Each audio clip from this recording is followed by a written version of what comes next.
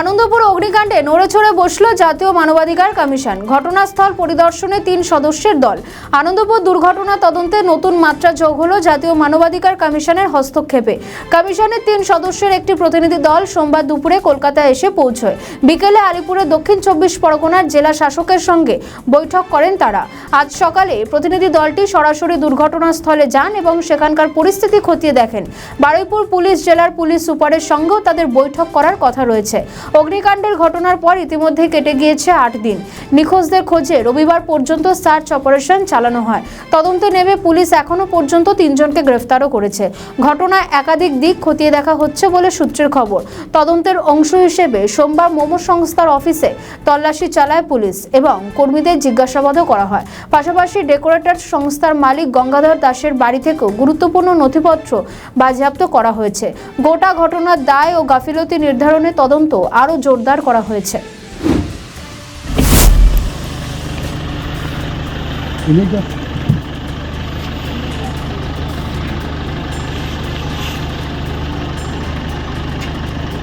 আচ্ছা দাম আছে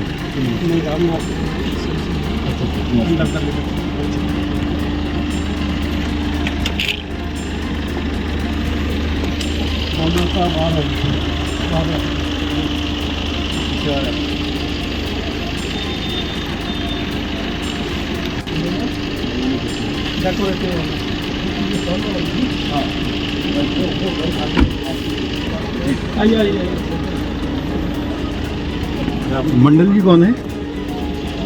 ए प्रणब दा मंडल जी এই যে এই প্রণব দা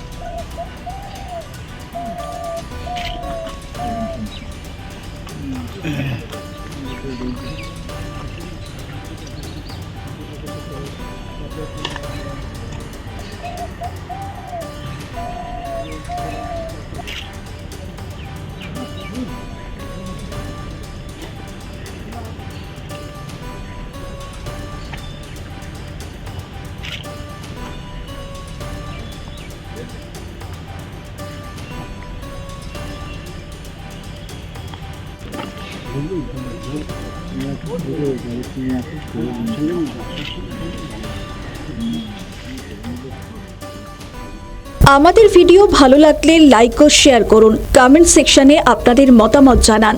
আরও ভিডিও পেতে আমাদের চ্যানেলটিকে সাবস্ক্রাইব করুন এবং প্রতি মুহূর্তে খবরের আপডেট পেতে প্রেস করুন বেল আইকন।